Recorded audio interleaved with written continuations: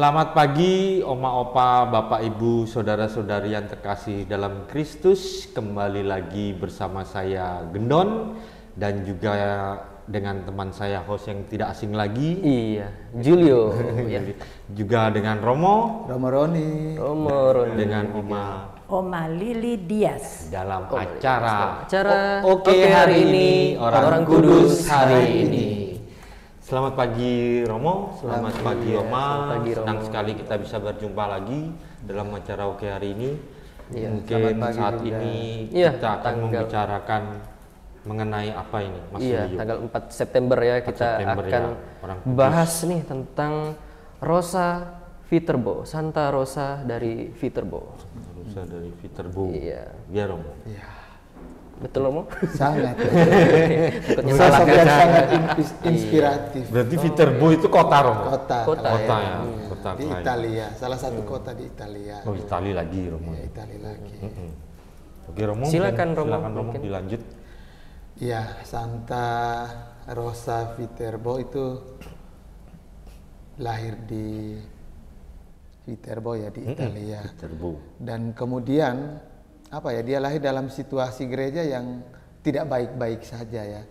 Kalau para kudus lainnya mereka lahir dalam situasi atau keadaan di mana ada tekanan dari luar. Sementara Santa Rosa dia lahir itu ada krisis, ada konflik dalam internal gereja.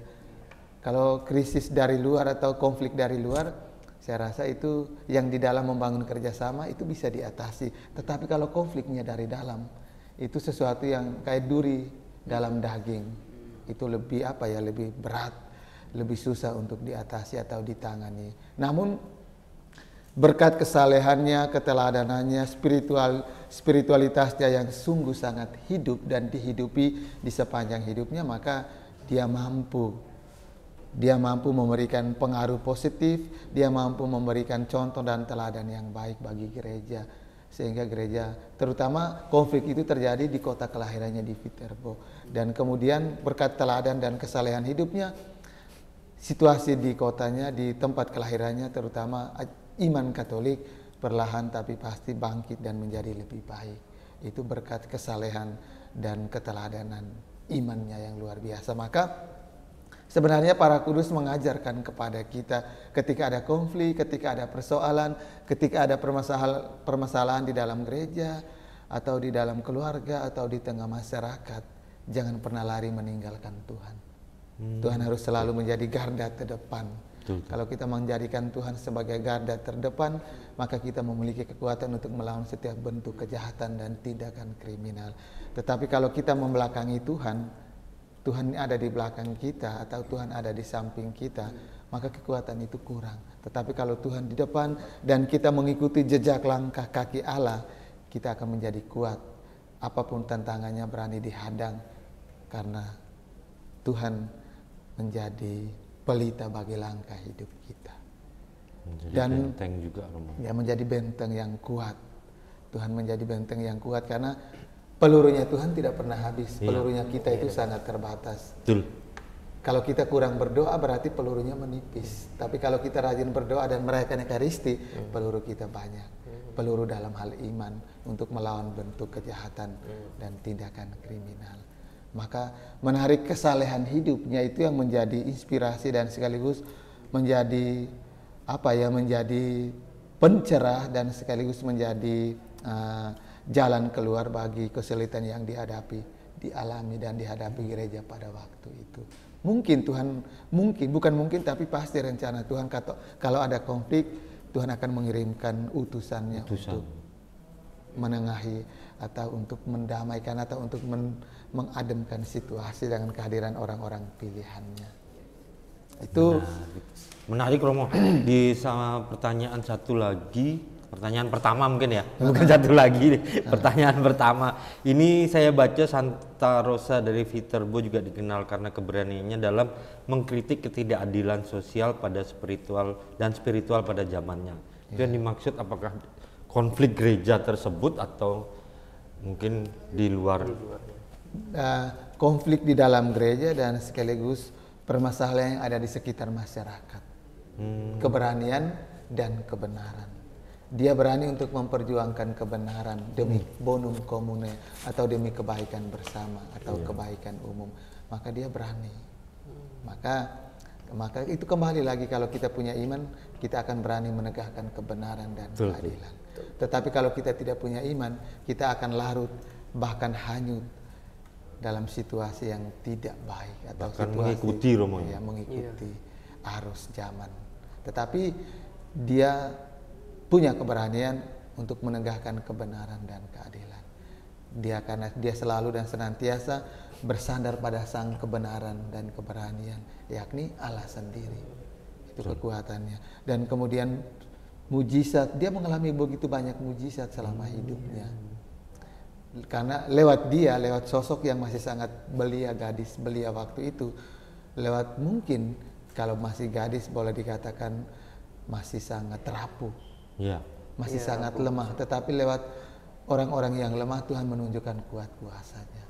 Kalau kita merasa diri kita lemah, Allah menjadikan kita kuat dengan berkat-Nya.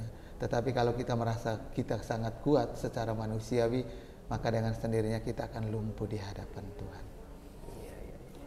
Mengerti Romo. Sangat mencerahkan ya. Menjadi teladan Romo ya. Teladan kerendahan hati. Dia juga sosok yang sangat rendah hati. Ya. Maka kalau kita rendah hati, berarti kita membuka hati dan hidup kita pada rahmat dan kekayaan rahmat Allah. Kalau kita sombong, kita menutup pintu rahmat dari Allah, pintu hati kita, sehingga rahmat Allah tidak berkarya. Maka orang-orang kudus itu, kebanyakan orang kudus, mereka hidup pada situasi dan zaman yang tidak baik-baik saja. Tapi mereka berani ya Oma, mereka berani melewati itu semua berkat iman dan kesalehan hidup mereka. Keunikan apa lagi Romo yang mungkin ada dalam sosok Santa Rosa dari Viterbo ini? Itu kecintaannya pada gereja. Kecintaannya, dia berani menyuarakan kebenaran karena dia cinta pada gereja. Dia tidak mau gereja diracuni oleh hal-hal yang tidak baik dari luar.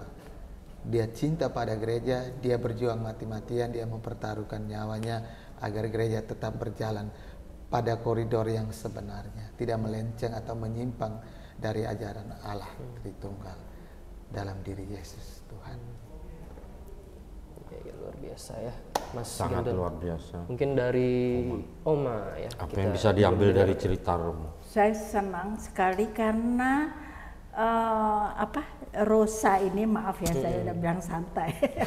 Santa Rosa ini masih muda dan sangat sangat spiritual ya gitu ya. Sangat spiritual. Dia itu pada anak-anak muda yang setahunya dia banyak dosanya, dia tarik mereka, dia haruskan mereka untuk memperbaiki dirinya. Padahal dia sendiri tidak bisa kemana-mana, mau masuk biara tidak boleh. Ya, jadi dia dengan sekitarnya, dengan masyarakat sekitarnya sangat-sangat pengetahuan saya terlalu di Romo omongnya itu loh ya, sangat mengajar gitu ya, biar mereka itu tekun berdoa. Katekesenya Om. Nah, katekesenya itu dia. Sorry. Begitu. Saya senang sekali dong. Tapi Romo, saya mau bertanya, apa yang dimaksud dengan pengaruh spiritual? Pengaruh spiritual itu dia punya kehidupan rohani, kehidupan imannya itu mempengaruhi orang lain, membuat orang lain merasa ingin seperti dia, lebih dekat dengan Tuhan. Itu pengaruh spiritual, pengaruh yang baik Oma, terhadap kehidupan gereja. Iya. Ya kalau menurut saya kembali ke seperti Santa Rosa, ke pengorbanannya Om. Pengorbanannya yang patut kita teladani kan tadi pengorbanan, terus juga menjadi contoh buat orang-orang sebagai orang muda seperti kita, seperti kami berdua itu kan keteladannya itu ya mungkin dari pengorbanannya.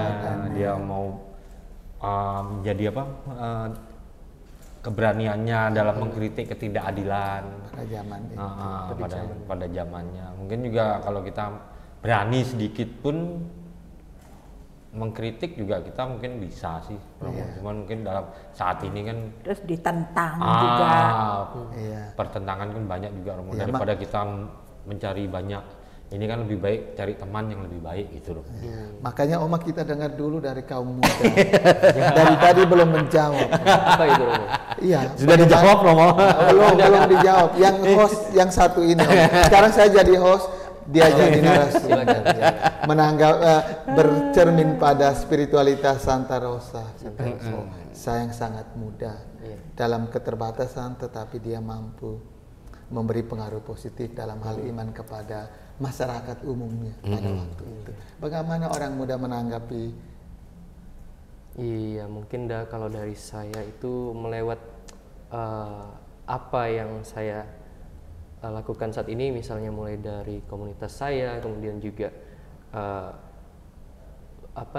wadah yang saya punya tuh Romo, seperti media sosial dan lain sebagainya. Jadi saya ikut berpartisipasi dalam yang berbau rohani ya. Men-sharingkan men-sharingkan melalui media sosial, melayani evangelisasi, pewartaan. Salah satunya itu ya Romo ya. Lewat media sosial. Media sosial sekarang menjadi ladangnya orang muda untuk bersaksi. Iya, betul Romo. Banyak sekali sekarang. Bersaksi tentang iman yang baik dan benar. Jangan sampai larut dalam media sosial. Kadang kalau scrolling di Instagram atau TikTok gitu kan, kalau ada dapat ayat-ayat yang bagus itu di-sharing.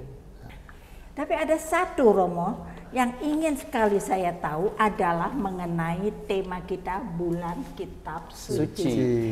Tiap bulan September kalau sudah waktunya bulan kitab suci, tiap minggu kita berkumpul sekali di KBG ya. Pendalaman.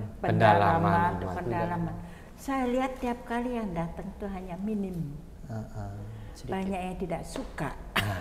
Nah itu kembali lagi Oma. Orang yang sudah tua-tua, aduh capek ya kalau di sana duduk tanya ini, tanya suruh anak itu. Bagaimana tuh, bisakah Romo tuh menceritakan sedikit mengenai bulan kitab suci itu biar bisa lebih banyak yang ikut. Iya Oma, karena kalau bulan kitab suci setiap bulan September ya kita mengkhususkan sebagai bulan kitab suci nasional. Itu kan prosesnya berbeda dengan doa rosario.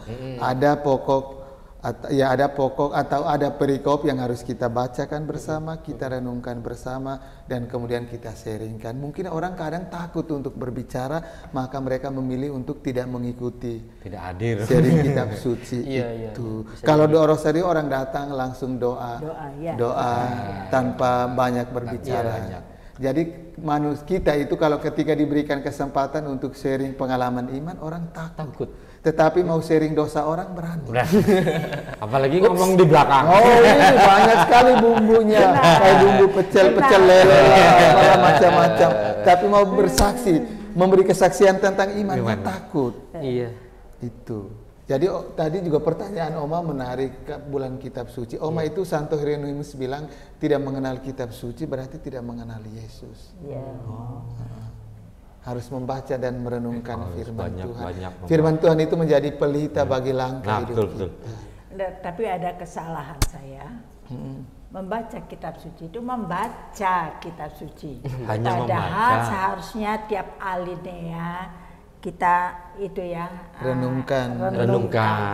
Kita membaca dan sekaligus firman Tuhan itu menjadi evaluasi bagi diri kita. Tapi belum terlambat, masih ada kesempatan untuk memperbaikinya. Kita semua termasuk dua host. Selama masih bisa bernafas ya. Apalagi sebentar lagi kita perbaiki. Bulan September. Iya betul, Oma. Tidak ada kata terlambat. Kita akan berkumpul lagi di situ waktunya betul. Kesempatan membaca dan sharing dan mengajak itu yang muda-muda juga, oma-oma juga, opa-oma juga. Bapak Ibu. Dari segala usia ya. Iya. Oke Romo, menarik sekali perbincangan kita kali ini juga mengenai Santa yang kita bahas Santa pada hari ini ya, Mas Julio. Mungkin karena keterbatasan waktu juga, sebelum kita menutup acara ini, kita mohon Romo Roni untuk bisa berdoa bersama kita semua juga para pemirsa. Silakan Romo. Kita menyiapkan hati kita untuk berdoa. Dalam nama Bapa dan Putra dan Roh Kudus. Amin. Tuhan Allah Bapa yang Maha Rahim, terima kasih banyak. Pagi ini kami diberikan kesempatan untuk mendalami spiritualitas teladan hidup Santa Rosa Viterbo. Semoga kesaksian imannya menginspirasi kami, menjiwai kami, dan memampukan kami semua untuk mampu mengamalkannya di sepanjang hidupnya. Keberaniannya untuk menyuarakan kebenaran, memampukan kami untuk menyuarakan kebenaran, dan juga meninggalkan hal-hal yang salah yang akan menjerumuskan kami ke dalam dosa dan kesesatan. Berkati kami semua dengan berkat dan rahmat-Mu, di dalam nama Bapa dan Putra dan Roh Kudus. Amin. Puji Tuhan. Terima kasih Romo sekali lagi, dan juga Oma sudah hadir ya pagi hari ini. Mungkin masih banyak yang ingin kita bahas, namun mungkin di lain kesempatan ya Romo ya. Siap. Di lain episode ya pemirsa ya. Pemirsa juga terima kasih karena sudah menyaksikan program ini dari awal sampai akhir, dan nantikan episode-episode selanjutnya dari program Oke Hari Ini. Kita akan berjumpa kembali di acara Oke Hari Ini, Orang Kudus Hari Ini.